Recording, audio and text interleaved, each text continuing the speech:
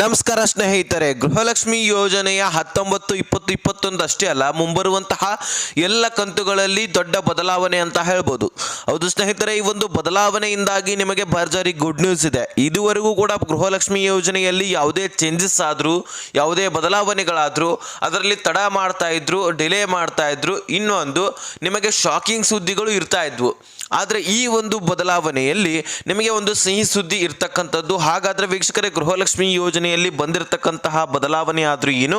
ಹಾಗಾದರೆ ಈ ಒಂದು 19, 20, 21ನೇ ಕಂತಿನ ನಮ್ಮ ಖಾತೆಗಳಿಗೆ ಯಾವಾಗ ಜಮಾ ಆಗುತ್ತೆ? ಈಗ ಆಲ್ರೆಡಿ 2 ವಾರ ಆಗಿದೆ, 3 ವಾರ ಆಗಿದೆ, ಲೇಟಾಗಿ ಸುಮಾರು 1 ತಿಂಗಳು ಅಂತಾನೆ ಹೇಳ್ಬೋದು. ಈಗ ಇದೊಂದು ವಾರ ಕಳೆದ್ರೆ ಸ್ವತಃ ಲಕ್ಷ್ಮೀ ಹೆಬ್ಬಾಳ್ಕರ್ ಅವರೇ ಅವಾಗಲೇ ಹಾಕ್ತೇವೆ ಅಂತ ಹೇಳಿ ಇದುವರೆಗೂ ಕೂಡ ಹೇಳಿ ಹಾಕ್ತಾನೆ ಇಲ್ಲ. ಮತ್ತು ಬೆಳಗಾವಿಯಲ್ಲಿ ನಡೆದಂತಹ ಸಭೆಯಲ್ಲಿ ಕೂಡ ಆಶ್ವಾಸನೆಯನ್ನು ಕೊಟ್ಟಿದ್ದಾರೆ. ಹಾಗಾದರೆ ಈಗ ಬಿಡುಗಡೆ ಮಾಡಬೇಕಾಗಿತ್ತು, ಇನ್ನೂ ಕೂಡ ನಿಮ್ಮ ಖಾತೆಗಳಿಗೆ ಬಂದಿಲ್ಲ ಅಲ್ವಾ?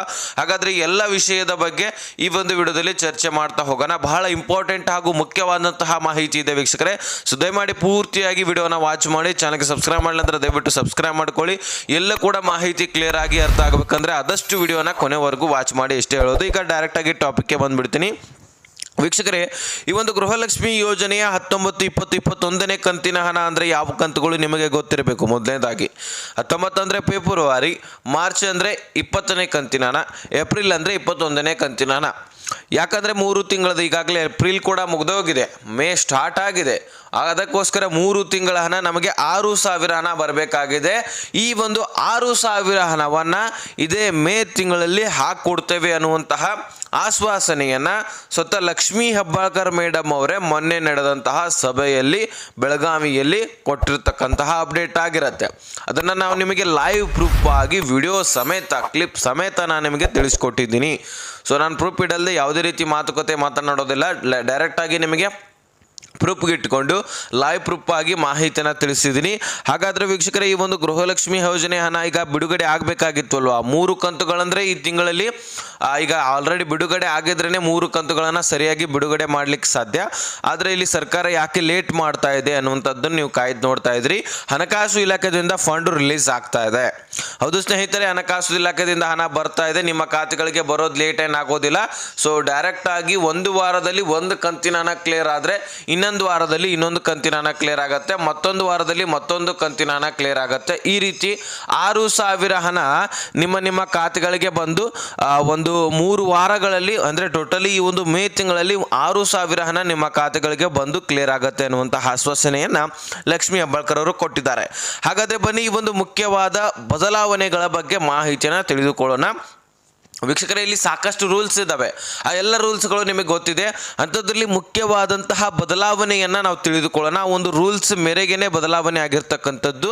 ಇಲ್ಲಿ ಯಾವುದಪ್ಪ ಅಂದರೆ ಇನ್ಕಮ್ ಟ್ಯಾಕ್ಸ್ ಪೇಯರ್ ಮಾಡ್ತಾ ಇರ್ತೀರಿ, ಅದೊಂದು ವಿಷಯ. ಆದರೆ ಇನ್ನೊಂದು GST ಅಂತ ಬರುತ್ತೆ. GST ಪೇಯರ್ಗೂ ಕೂಡ ಈ ಒಂದು ಗೃಹಲಕ್ಷ್ಮಿ ಹಣ ಸಿಗ್ತಾ ಇರೋದಿಲ್ಲ. ಆ ಒಂದು GST ಪೇ ಮಾಡೋರಲ್ಲಿ ಬಡ ಜನರು ಕೂಡ ಇರ್ತಾರೆ, ಶ್ರೀಮಂತರು ಕೂಡ ಇರ್ತಾರೆ. ಬಡ ಜನ ಅಂದರೆ ಬಡ ವ್ಯಾಪಾರಿಗಳು ಕೂಡ ಇರ್ತಾರೆ, ಮತ್ತು ಶ್ರೀಮಂತ ವ್ಯಾಪಾರಿಗಳು ಕೂಡ ಇರ್ತಾರೆ. ಕಿರಾಣಿ ಶಾಪ್ಗಳು ಕೂಡ ಇರೋರು GST ಪೇ ಮಾಡ್ತಾ ಇರ್ತಾರೆ.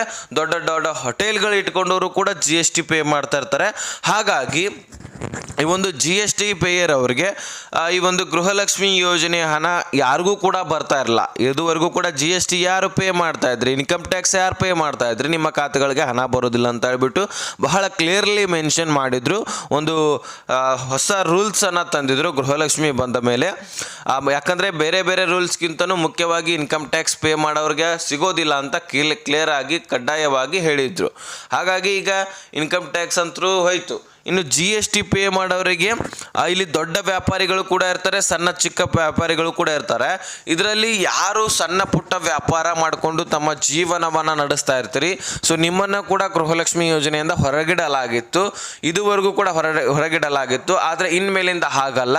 ಯಾರು GST ಪೇಯರನ್ನು ಸಣ್ಣ ಪುಟ್ಟ ವ್ಯಾಪಾರಿಗಳು ಕೂಡ ಮಾಡ್ತಾ ಇರ್ತೀರಿ, ಸೊ ನಿಮ್ಮನ್ನು ವಾಪಸ್ಸಾಗಿ ಗೃಹಲಕ್ಷ್ಮಿ ಯೋಜನೆ ಹಣ ಸಿಗುವ ಹಾಗೆ ಮಾಡ್ತಕ್ಕಂತಹ ಕೆಲಸ ಸರ್ಕಾರ ಮಾಡುತ್ತೆ ಅನ್ನುವಂತಹ ಮಾಹಿತಿ ಲಭ್ಯವಾಗಿದೆ ವೀಕ್ಷಕರೇ.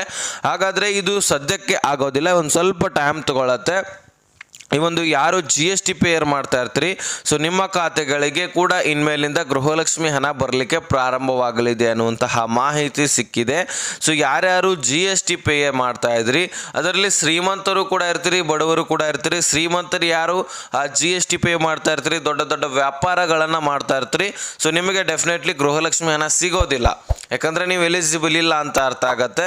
ಇಲ್ಲಿ ಯಾರು ಸಣ್ಣ ಪುಟ್ಟ ವ್ಯಾಪಾರ ಮಾಡಿಕೊಂಡು ಸಣ್ಣ ಪುಟ್ಟ ಕಿರಾಣಿ ಶಾಪ್ ಆಗಿರಲಿ, ಚಪ್ಪಲಿ ಅಂಗಡಿಗಳಾಗಿರಲಿ, ಬೇರೆ ಬೇರೆ ವಿಧವಾದ ಅಂಗಡಿಗಳನ್ನು ಇಟ್ಕೊಂಡಿರ್ತೀರಿ, ಶಾಪ್ಗಳನ್ನು, ಸೊ ಅಂಥವರಿಗೆ ಈ ಒಂದು ಗೃಹಲಕ್ಷ್ಮಿ ಹಣ ಜಮಾ ಆಗತ್ತೆ ಎನ್ನುವಂತಹ ಮಾಹಿತಿ ಸಿಕ್ಕಿದೆ. ನಿಮ್ಮ ಹತ್ರ ಬಿ ಪಿ ಎಲ್ ಅಥವಾ A P L ration card ಮುಖ್ಯವಾಗಿ ಇರಬೇಕು. ಆ ಒಂದು ರೇಷನ್ಸ್ ಕಾರ್ಡ್ಗಳು ನಿಮ್ಮ ಹತ್ರ ಇದ್ದಿದ್ದೆ ಆದರೆ ಡೆಫಿನೆಟ್ಲಿ ನಿಮ್ಮ ಖಾತೆಗಳಿಗೆ ನಿಮ್ಮ ಹಣ ಬಂದೇ ಬರುತ್ತೆ. ಓಕೆನಾ? ಸೊ ಯಾರು ಕೂಡ ತಲೆ ಕೆಡಿಸ್ಕೊಳ್ಳುವಂತಹ ಅಗತ್ಯವಿಲ್ಲ, ನಿಮ್ಮ ಖಾತೆಗಳಿಗೆ ನಿಮ್ಮ ಹಣ ಬಂದೇ ಬರುತ್ತೆ. ಈಗ ಗೃಹಲಕ್ಷ್ಮಿ ಯೋಜನೆ 19-20 ಕಂತುಗಳು ಮೊದಲನೇದಾಗಿ ಬರುತ್ತೆ, ತದನಂತರ 21ನೇ ಕಂತಿನ ಬಿಡುಗಡೆ ಆಗುತ್ತೆ. ಸೊ ಈ 2 ಕಂತುಗಳನ್ನು ನಾವು ಮೊದಲನೇದಾಗಿ ಪಡ್ಕೊಳ್ಳೋಣ. ಟೋಟಲ್ ಆಗಿ 6,000 ಹಣ ಬರುತ್ತೆ. ಅದರಿಂದ ಏನೇನು ತೆಗೆದುಕೊಳ್ಬೇಕಂತ ಹೇಳ್ಬಿಟ್ಟು ಬಹಳಷ್ಟು ಮಹಿಳೆಯರು ವಿಚಾರಣೆ ಮಾಡಿ ಇಟ್ಕೊಂಡಿರ್ತೀರಿ. ಸೊ ಆ ವಿಚಾರಣೆ ಹಾಗೆ ಇರಲಿ. ಸದ್ಯಕ್ಕೆ ಹಣ ಬಂದ ಮೇಲೆ ಅದನ್ನು ತೀರಿಸ್ಕೊಳ್ಳಿ, ಸಾಲ ಸೂಲ ಮಾಡಿಸ್ಕೊಳ್ಬೇಡಿ. ಅಡ್ವಾನ್ಸ್ ಆಗಿ ಸಾಲ ಮಾಡಿಕೊಂಡು ಗೃಹಲಕ್ಷ್ಮಿ ಹಣ ಬಂದ ಮೇಲೆ ನಾವು ಕೊಡ್ತೇವೆ ಅಂತ ಹೇಳ್ಬಿಟ್ಟು ಈ ರೀತಿ ಏನು ಮಾಡ್ಲಿಕ್ಕೆ ಹೋಗಬೇಡಿ. ಇದನ್ನು ಕೂಡ ನಾನು ಸಾಕಷ್ಟು ವಿಡಿಯೋಗಳಲ್ಲಿ ಹೇಳಿದ್ದೀನಿ, ಯಾಕಂದರೆ ಈ ರೀತಿ ಪ್ರಕರಣಗಳು ಬಹಳಷ್ಟು ಕಡೆ ದಾಖಲೆ ಆಗಿದ್ದಾವೆ. ಹಾಗಾಗಿ ಈ ಒಂದು ಗೃಹಲಕ್ಷ್ಮಿ ಹಣ ಬಂದ ಮೇಲೇ ನೀವು ಇದನ್ನು ಯೂಸ್ ಮಾಡ್ಕೊಳ್ಳಿ. ಓಕೆನಾ? ಇಷ್ಟು ನಿಮಗೆ ಲೇಟೆಸ್ಟ್ ಆಗಿ ಅಪ್ಡೇಟು ಇತ್ತು ತಿಳಿಸಿದ್ದೀನಿ. ಅರ್ಥ ಆಗಿದ್ರೆ ನೆಕ್ಸ್ಟ್ ಮಾಹಿತಿ ಸಿಗೋಣ. ಅಲ್ಲಿ ತನಕ ಬಾಯ್, ಫ್ರೆಂಡ್ಸ್.